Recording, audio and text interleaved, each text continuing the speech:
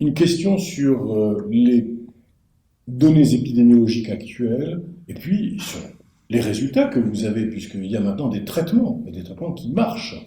Tout à fait.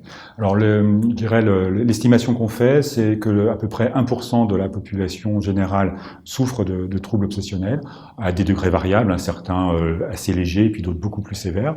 600 000 personnes. Donc à peu près 600 000 personnes en France. Si on ajoute ceux qui ont eu un TOC dans le passé, c'est-à-dire qui ont été spontanément améliorés ou guéris, etc., c'est à peu près le double, donc 2% de la population, parce que c'est vraiment cette maladie fréquente, hein, d'une certaine manière.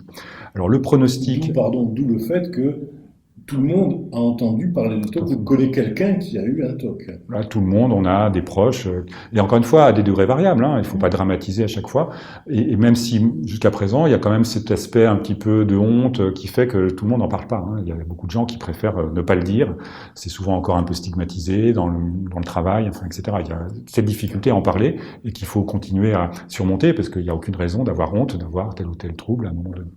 Donc l'évolution habituelle, c'est que ça peut durer quelques années, ça peut heureusement souvent disparaître tout seul, hein, donc quelques mois, quelques années et une résolution spontanée comme ça par soi-même. Mais quand on soigne, on obtient heureusement des meilleurs résultats, parce que et surtout ça va plus vite. Chez à peu près la moitié des personnes qu'on soigne ont des bons résultats assez vite. Donc avec la thérapie ou avec le traitement ou les deux. Et puis l'autre moitié, ça va être plus long, ça va être plus ou moins, je dirais, réussi. On arrive à peu près, dans 70% des cas, à des résultats satisfaisants. Alors, il reste les 20% sur lesquels on travaille, nous, pour essayer d'améliorer les 20 ou 30% les plus résistants, comme on dit. Mais dans la majorité des cas, on arrive à des bons résultats, ce qui justifie que voilà, on en parle et qu'on puisse consulter. Et puis, bon, il y a un effort à faire. C'est sûr qu'il faut prendre un traitement, il faut faire une démarche, mais ça vaut vraiment la peine quand ça dure pendant des années, que ça peut être réglé en quelques mois. Il y a un gain, comme ça, de qualité de vie et de satisfaction qui peut être très, très notable. Professeur Pellicelot, merci.